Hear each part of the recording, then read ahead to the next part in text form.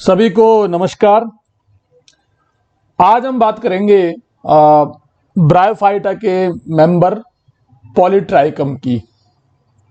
ये BSc part first के जो यूनिट सेकंड है उसका लास्ट मेंबर है। और अब तक हमने ब्रायोफाइटा के क्लास हिपेटिकोप्सिडा, एंथोसिरोटोप्सिडा और ब्रायोप्सिडा की हम बात कर रहे थे। ब्रायोप्सिडा में हमने स्पेगनम पढ़ लिया था। स्पेगनम जो है स्पेगनोब्राया सब क्लास के तहत आता है। और अब हम दूसरी बात करेंगे क्योंकि क्या है कि ब्रायोप्सिडा को 3 सब क्लासों में डिवाइड किया गया है, स्पेगनोब्राया, एंड्रियोब्राया और यूब्राया। तो हम आज यूब्राया की बात करेंगे जो कि इसके तहत आता है पॉलीट्राइकम। तो यूब्राया की बात करते हैं। इस वर्ग के जो ये ब्रायोफाइटा वर्ग का सबसे एडवांस उपवर्ग है, यानी जो जो हम ब्रायोफाइट्स पढ़ते जा रहे हैं त्यों त्यों एडवांस ब्रायोफाइट हमको यहाँ पे मिलते जा रहे हैं। तो जो यूब्राया है वो ब्रायोफाइटा वर्ग का सबसे एडवांस सब क्लास है। इस उपवर्ग के अधिकांश सदस्य मॉस हैं। इनको सत्ते मॉस कहते हैं, ट्रू मॉस कहते हैं। और इसके हम लक्षणों की बात करें तो इसका जो गैमेटोफाइट है उसमें उपस्थित पत्तियों की मोटाई 1 से अधिक कोशिकीय होती है तथा उनमें सुस्पष्ट मध्यशिरा पाई जाती है। इसके अलावा भ्रूण की प्रारंभिक वृद्धि इसके अगले तथा पिछले भाग में स्थित द्विपृष्ठीय शीर्षस्थ कोशिकाओं के द्वारा होती है, 2 साइडेड एपिकल सेल के द्वारा होती है। इस उपवर्ग में जो स्पोरोफाइट है वो सुस्पष्ट, जैसे फुट है, सीटा और कैप्सूल अब तक हम पढ़ते आए हैं, लेकिन यहाँ पर फुट, सीटा, कैप्सूल बिल्कुल क्लियर होते हैं और सीटा प्राय लंबा होता है। सीटे का काम स्पोरोफाइट को लंबाई देना होता है, सीटा यहाँ पे लंबा होता है। जो प्रप्रसूतक कोशिकाएं हैं या आर्चेस्पोरियम में उनका विकास एंडोथीसियम की बाहरी परत से होता है तथा जो आर्चेस्पोरियम है वो जो कोलुमेला है उसके ऊपर तक ज्यादा नहीं फैलती है, ज्यादा विस्तृत नहीं होती है। बीजाणु कोश के चारों ओर पटयुक्त वायु कोष्ठक पाए जाते हैं। इसके अलावा परिपक्व कैप्सूल के शीर्ष में पेरिस्टोमियल टीथ या परिमुखीय दंत पाए जाते हैं। कैप्सूल एक छत्राकार गोपक से ढका होता है जिसे प्रच्छद या ओपरकुलम कहते हैं। इसके अलावा जो प्रोटोनीमा है या प्रथम तंतु है यह फिलामेंटस यहां पर पाया जाता है। और इस तरह से ये हुए यूब्राया के मेन जो सिम्टम मैंने आपको बताए हैं। आगे हम बात करते हैं जो पॉलीट्राइकम का जो ऑर्डर है पॉलीट्राइकियल्स, उसकी हम बात करेंगे। पॉलीट्राइकियल्स की बात करने से पहले मैं बताऊंगा कि पॉलीट्राइकियल्स जो है ये पॉलीट्राइकम है, ये सबसे महत्वपूर्ण मेंबर है यूब्राया का। और इस ऑर्डर में जो लक्षण है उसमें जो गैमेटोफोर है जो लंबा और बहुवर्षीय होता है। इसके अलावा पत्तियां लंबी, सकरी तथा मध्य शिरा की अपाक सतह पर लंबवत लैमिला यहाँ पर पाए जाते हैं। जो संपुटिका है वो अरेक्ट होती है या क्षैतिज होता है। इसके अलावा पेरिस्टोम जो परिमुख है उनकी उत्पत्ति एक वलयाकार श्रृंखला की में लगी रहती है, कोशिकाओं के द्वारा होती है। इसके अलावा जो पेरिस्टोम टीथ हैं उनके सिरे पर एक पतली झिल्ली जिसे एपिफ्राम कहते हैं उससे जुड़े रहते हैं और इस एपिफ्राम के द्वारा जो कैप्सूल है उसका मुख ढका रहता है। तो पॉलीट्राइकियल्स के ऑर्डर में केवल एक कुल पॉलीट्राइकेसी फैमिली शामिल की गई है। इसके अंदर कुल 15 वंश हैं और 350 जातियां पाई जाती हैं। तो हम बात करते हैं पॉलीट्राइकम की।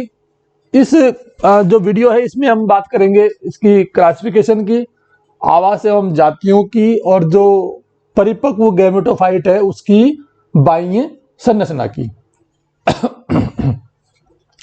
ये देखिए क्लासिफिकेशन बड़ा आसान है। Division bryophyta, class Bryopsida, class Bryopsida, सब क्लास यूब्राया, थोड़ा ये जोड़ दिया अपन ने यहां पर, और ऑर्डर पॉलीट्राइकेल्स, फैमिली पॉलीट्राइकेसी, और जीनस पॉलीट्राइकम। इसका जो क्लासिफिकेशन है वो परीक्षा के हिसाब से बहुत महत्वपूर्ण है। कई बार परीक्षाओं में 1 नंबर के क्वेश्चनों में पूछ लेते हैं कि पॉलीट्राइकम का क्लासिफिकेशन बताइए, तो आपको ये पूरा लिखना पड़ेगा, और इस तीसरे क्रम में आपको यहां से यहां तक ये सही तरीका है लिखने का, वो आपको यहां पे अपनाना पड़ेगा। अब हम बात करते हैं आवास एवं जातियों की। पॉलीट्राइकम विश्व के शीतोष्ण एवं उष्ण कटिबंधीय क्षेत्रों में पाया जाता है।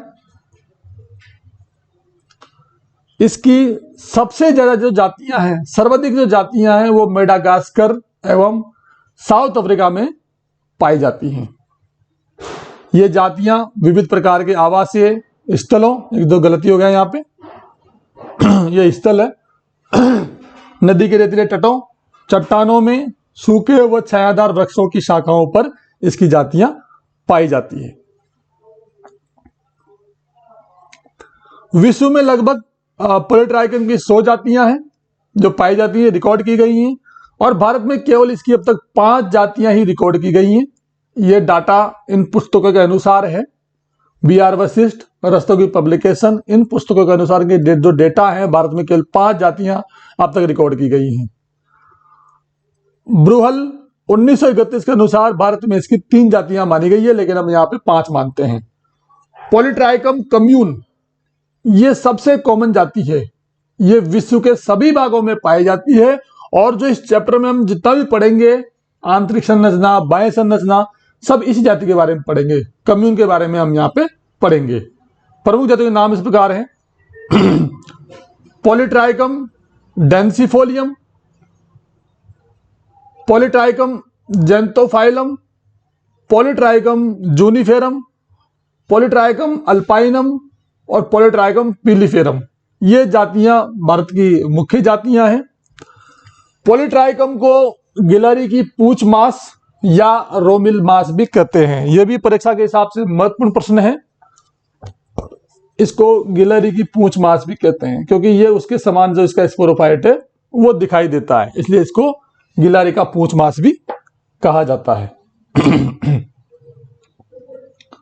अब हम बात करते हैं पॉलीट्राइकम के जो प्लांट्स के बारे में, यानी इसकी गैमेटोफिटिक फेज के बारे में। सबसे पहले बात करते हैं बाह्य संरचना किस तरह की होती है। जैसे कि आपको चित्र में दिखाया गया है, यहाँ पे देखिए आप, यहाँ पे एक लंबा सा प्लांट है, यहाँ पे स्पोरोफाइट देखो बाहर निकला हुआ है यहाँ पे, और इस तरह से यहाँ पे पत्तियां हैं, मेन एक्सिस है, और यहाँ पे राइजोड से राइजोम है। ये एक प्लांट की स्ट्रक्चर है। तो यानी इसका युग्मकोद्भिद ऊर्ध्व पर्णिल यानी पत्तियों युक्त एवं शाखित शाखाओं युक्त युग्मकधर तथा क्षैतिज भूमिगत राइजोम में विभेदित। यहाँ पे जो भी ये स्ट्रक्चर है ये है राइजोम, कहेंगे इसको हम राइजोम। तो राइजोम होता है भूमिगत, और उस राइजोम से ऊर्ध्व शाखाएं निकलती है, जिनको हम कहते हैं ये युग्मकोद्भिद या युग्मकधर। इसमें सबसे पहला पार्ट है, हम बात करते हैं प्रकंद एवं मूलाभासों की। राइजोम एवं मूलाभास।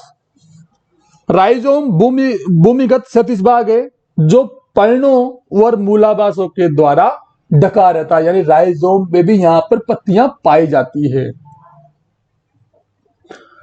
पत्तियां 3 उदर पंक्तियों में व्यवस्थित होती हैं। ये भूरी एवं रंगीन होती हैं, और जो इसके जो मूलाभास होते हैं, यानी पहले राइजोम जो है वो भूरे और काले रंग के पाए जाते हैं। राइजोम भूरे और काले रंग के होते हैं। इसके अलावा मूलाभास लंबे होते हैं, बहुकोशिकीय होते हैं, शाखित होते हैं और मोटी भित्ति युक्त पाए जाते हैं।